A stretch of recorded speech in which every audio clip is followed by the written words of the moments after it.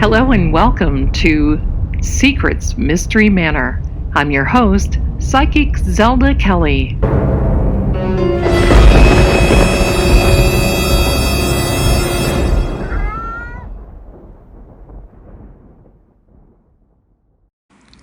Warning: this podcast may contain sensitive material. It is intended for mature audiences only. Viewer and listening discretion is advised. Hello, everyone, and thank you for coming to Secrets Mystery Manor. I'm Zelda, and I cannot wait to bring you this story. This story happened to me when I was 4 years old, and it was something that I'm not even so sure I've seen since, but I've heard a lot of people have experiences with it, and it's something that scared me and impacted me, well, for the rest of my life. And I've told this story before, but I think you deserve to hear it because, after all, you like scary stuff. That's why you're here, right? Well, it certainly was scary. And I can tell you, back in 1964, I was 4 years old. So I just gave you my age. Congratulations, right? So I was 4 years old. We lived in this sweet little, beautiful little white house. Mom, dad, sister, and myself. My sister is about 18 months older than I am. So she and I shared a room. Mom and dad obviously had a room. There was a bathroom, a little living room, kitchen, and a little dining area. It was just a sweet little home. And we were a young family, and it was just beautiful. A beautiful time. Well, my grandparents would travel, and they would go different places. And one time, they brought us back these beautiful, beautiful bride dolls. And they looked different. It was definitely not a doll that you would play with or want, not for a 4-year-old. It was one of those little play pretties, that you put on the shelf, that your mom puts on the shelf for, further, for further viewing, but you couldn't touch her. That's what they were. And this was the first time I had ever had a doll. I think I had had like stuffed animals or things like that, but this is the first time a doll was ever given to me. So the grandparents gave them to us, and they were beautiful. She was a big doll. They were big dolls. They both were, I would say, maybe 12-inch, 14-inch dolls. So they were pretty tall dolls especially because we were little. They seemed larger, and I know that they were. So my dad built these shelves, and it was just these plain shelves, but they looked like a box. They were really kind of cool. And I had mine for years after that. And they mounted these shelves on the wall toward the foot of our bed. So when we laid in bed at night, we could look on that wall in front of us and see all of these really, really cool things that we had. And on my shelf, I had a cup with an elephant. He was just really sweet. And my doll, obviously, a few other little things that were better toys, better things. My sister had the same. And now I've got to say this, we were not anywhere near a highway, a road, or anything. There were no lights that came in when people were coming in and out, none of this. We lived in the suburbs, in a little subdivision. There was no one behind us in the subdivision, and the homes were, I would say, fairly far apart. They weren't really close. So my doll had short, beautiful, kind of a brownish, light brown hair.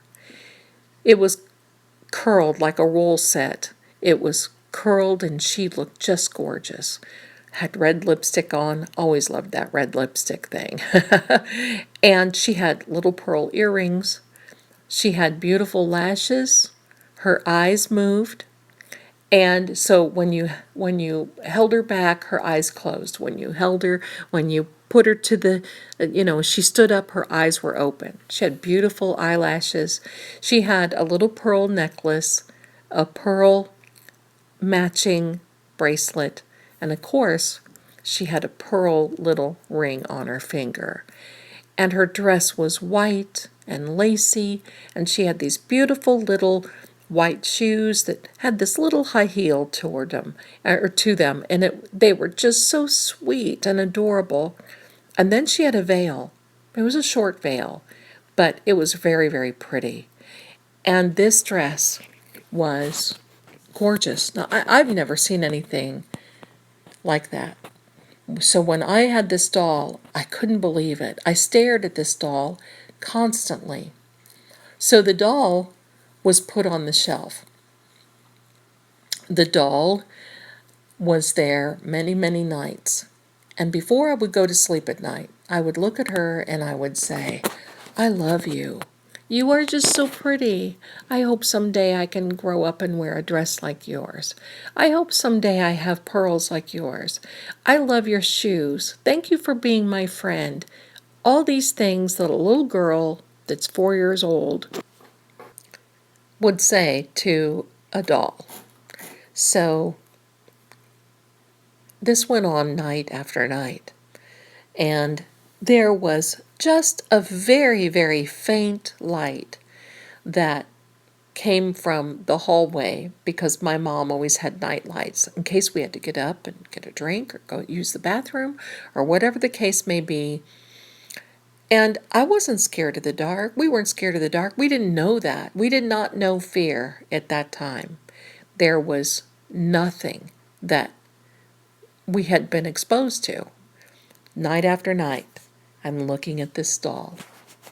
One night, I don't know why it was this one particular night. I don't even know what day of the week it was. I was looking at this doll, going through my normal mantra of how beautiful I thought she was and how I loved her. Suddenly, that doll turned and she looked at me and winked. And you can hear my kitty.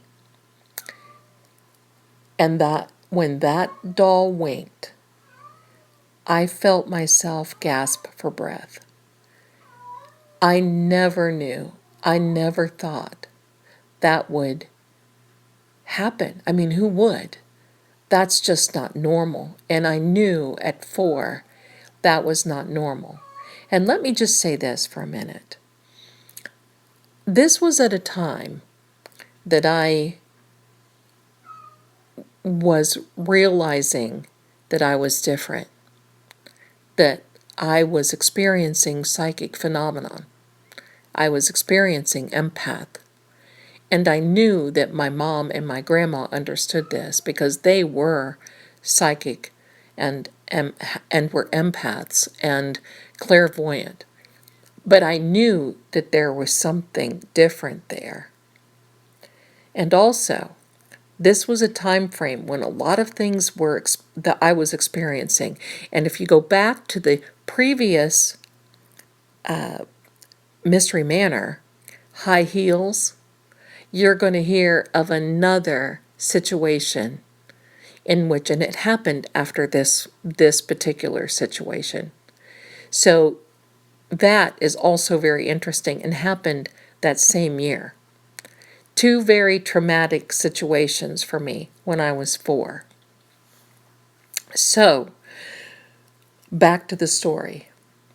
In a blink of an eye, I was laying there watching, and she did not go back to her regular stance. She stayed in that position.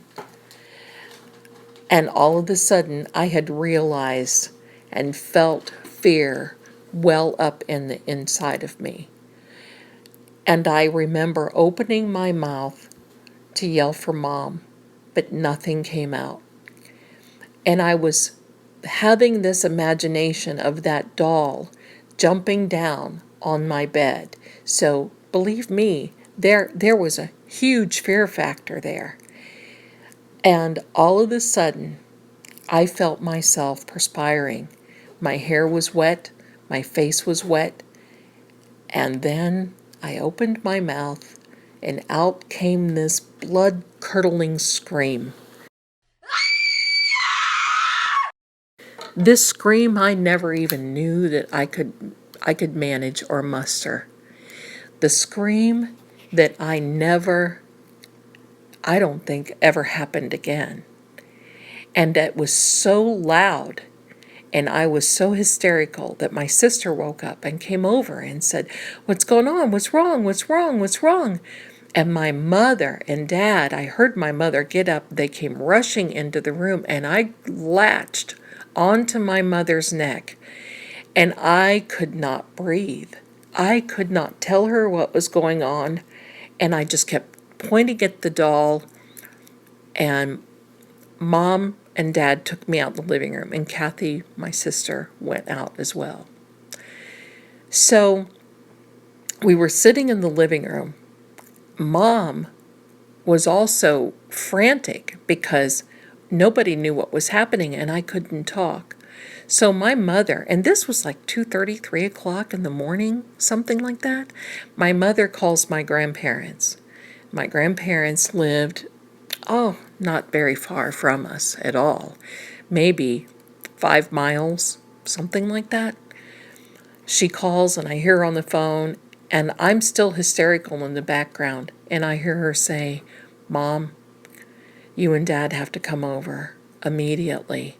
And I heard her say, "No, she's not hurt. It's Zell. She's not hurt, but you got to come. I don't know what to do." Well, within a flash, my grandparents were there because we girls, my sister and I, were everything to them. They were there in a flash. So my grandpa's standing there. He looks like he's just getting ready to jump into an arena and fight someone. And my dad is standing there feeling the same way.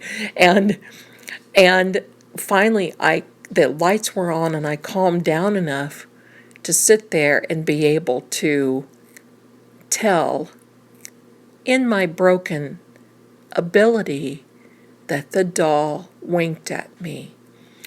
Now, at first, my dad was like, "Oh, geez, this was a dream." And I said I was not dreaming. I was not. My mom went into my bedroom, our bedroom, came back out, and she said the doll was not in the same position as what she had set it on the shelves. Hi everyone, this is your friend Zelda Kelly, and I would like to take a minute to invite you to stop over to Psychic Secrets. That's www.psychicsecrets.com. There you can find an advisor that can help you with advice, direction, and guidance that you need. And also, you can read our blog, which has a lot of really, really good little articles and information and can actually answer some questions for you. You can find us here on this same site, this Secrets Mystery Manor. We are there. So you're there already if you found us. But we also have another section, which is the Secrets Laws of Attraction. We have some wonderful videos up and we would love to have you stop by and take a look at that. Now, I want you to know that Secrets really is here for helping the person. We have qualified, experienced advisors on call 24/7. We have the ability to chat. We have the ability to take a call and actually even a video call if you feel so inclined. So stop on by to psychicsecrets.com. That's www.psychicsecrets, that's 2 S's in the middle now, psychicsecrets.com, and take advantage of our first-time offer. For those of you who have never called before, first-time customer, we have an offering of 30 minutes for $30. We can get a lot accomplished in 30 minutes. I'm so glad that you stopped by today to listen to Secrets Mystery Manor. And I hope you take the invitation to come on over and check out our advisors. We're here for you. So thank you so much. And hopefully I'll see you soon and you'll see me on there. I'm extension 11. So back to our podcast. Bye for now.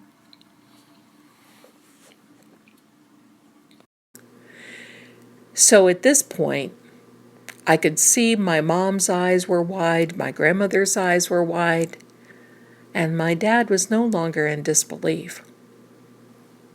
He didn't want to believe it. My grandpa tried not to show that he was concerned, but of course there was a question about what had happened because obviously there was no way that I could climb up, zero way that I could climb up on these shelves and actually grab that doll, turn that doll without myself falling, or my sister would have definitely seen me and would have yelled and got me in trouble. So that was not happening. So as time went on during that night, it was decided that my sister and I would go spend a few days with Grandma and Grandpa, but not before that doll was removed. So Grandpa and my dad decided to go get the doll. Now, my grandpa had gloves, my dad had gloves, and they decided to wear gloves, go get the doll, wrap it up, and let me see them take it outside. And what they did was our garbage can was out near the street for the garbage man to come that next morning. And so it was almost like a little ritual where they took the doll outside. And I had to watch out that window. I remember on my knees, looking out the back of the couch, out the window, watching Grandpa and Dad lift the lid off of that garbage can. You can imagine that. You've all seen those garbage cans. And that lid was kind of tight on there because, the garbage cans kind of get a little wonky. They get out of round and they're hard to fit on there, so they had to pull it off of there. So they pulled it off and they put the doll in there. Now my dad had newspapers he put on top of the doll, and the doll had been wrapped up. So he put the lid on, and the lid was tight on that garbage can. So at that point, it was okay. And so Mom packed us a bag, and we decided to go on down to Grandma and Grandpa's. And of course, my sister and I sat in the front seat. I know, no seat belts, no car seats. Okay, that's what happened back then. Sorry, but we made it through. I know a lot of you that are listening to this, you can relate. We all made it till now. Thank God. But we sat, and I sat near my grandma, and Grandma had her arm around me, and I was tired and exhausted from just this whole ordeal. Well, it's my understanding that during this time, while we were gone, my mom and my dad were having these big discussions about how my dad felt that I needed to go to the hospital, that he thought something was mentally wrong with me. And my mom, and of course, knew what was going on. And of course, there was this absolute no, that was not going to happen. Well, the next day, I got ahead of myself. So we went back to my grandma and grandfather's, and by this time, you could see, it was starting to get morning. You could tell that the world was starting to wake up.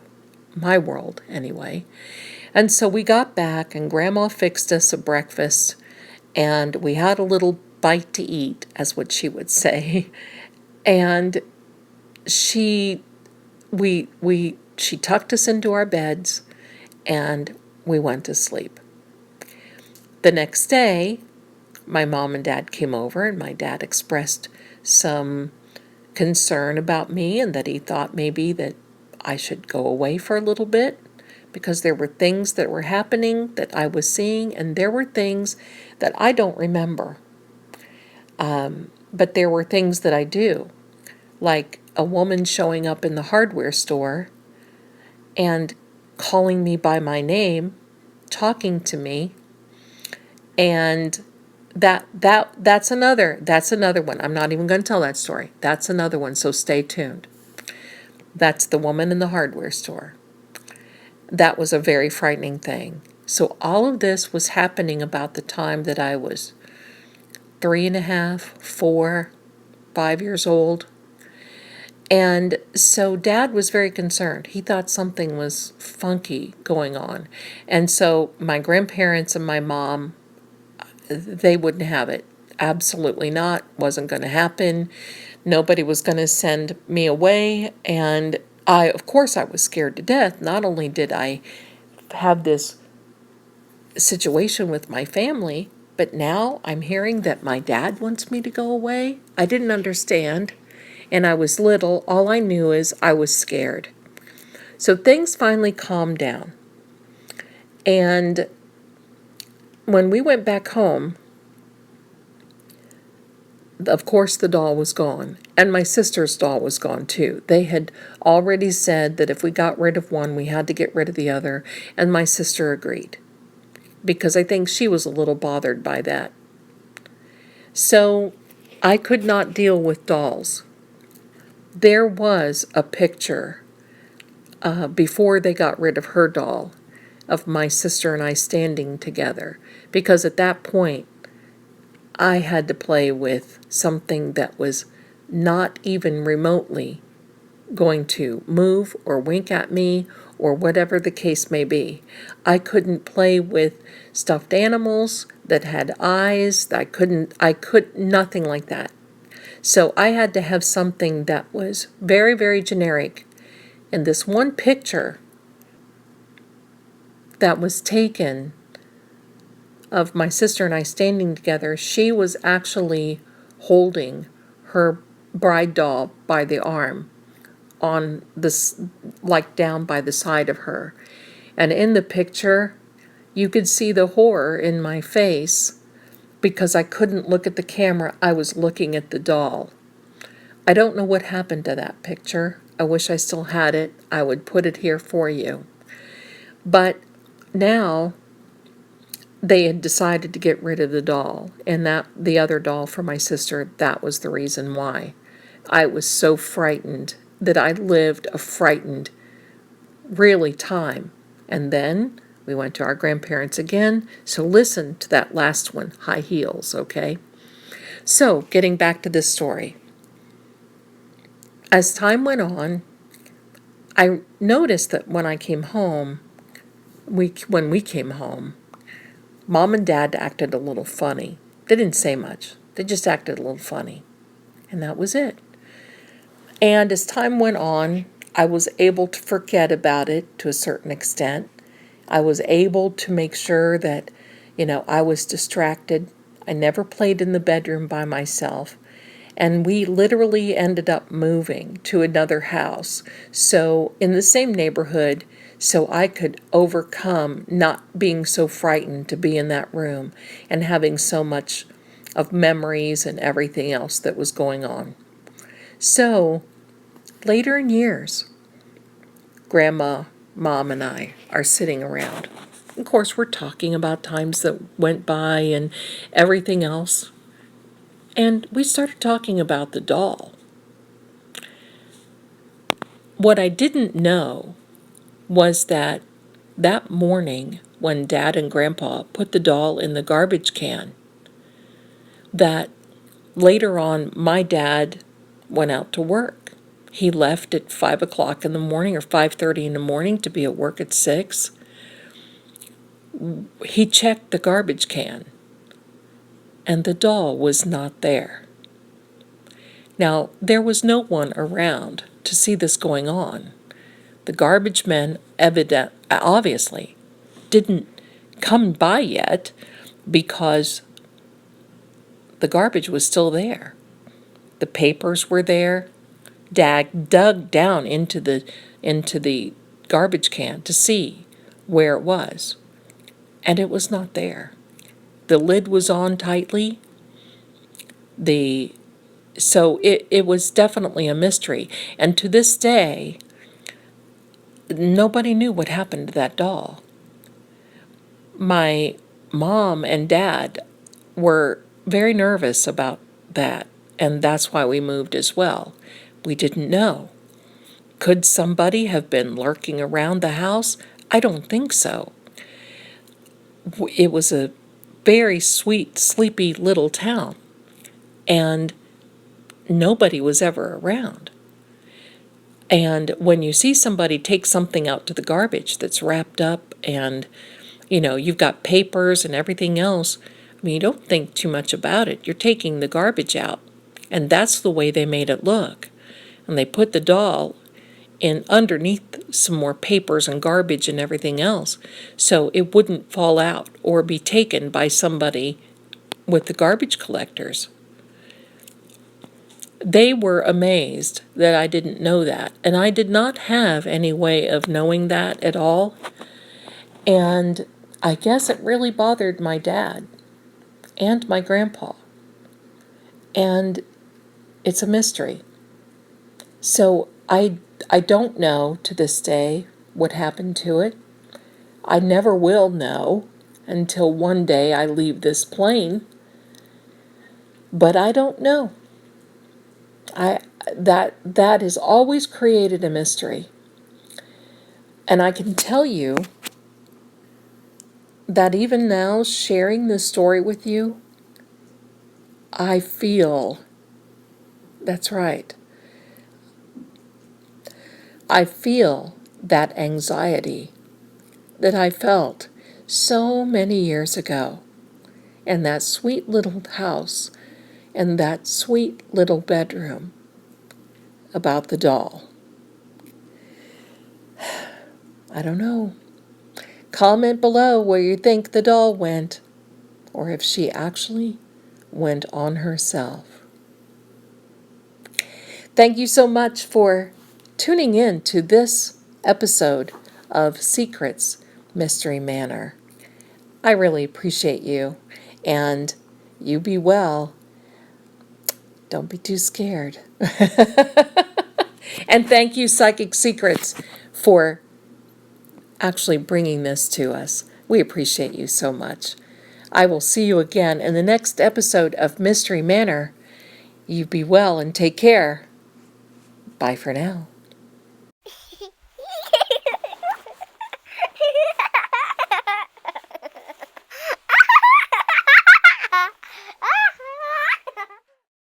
Until next time, thanks so much for listening.